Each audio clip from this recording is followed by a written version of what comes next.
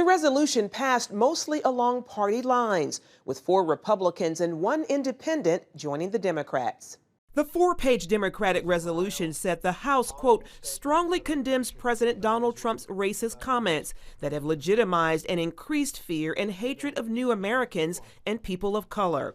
But Speaker Nancy Pelosi created an uproar when she labeled the president's tweets racist in her speech on the House floor. Every single member of this institution, Democratic and Republican, should join us in condemning the president's racist tweets.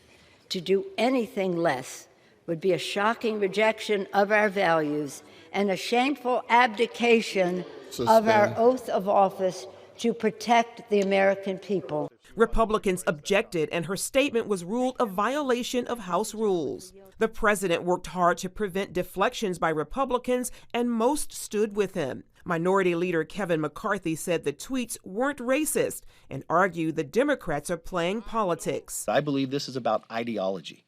This is about socialism versus freedom. Ahead of the vote, the president tweeted, "I don't have a racist bone in my body. The so-called vote to be taken is a Democrat con game." Tweeting afterwards, "So great to see how unified the Republican Party was on today's vote concerning statements I made about 4 Democrat congresswomen." Senator Mitch McConnell also spoke out defending the president. The president's not a racist, and I think the tone of all of this is not good for the country. It all centers around tweets the president aimed at 4 progressive members of Congress who have targeted him over his immigration and other policies. The tweets called for the freshman congresswomen to go back and help fix the totally broken and crime-infested places from which they came.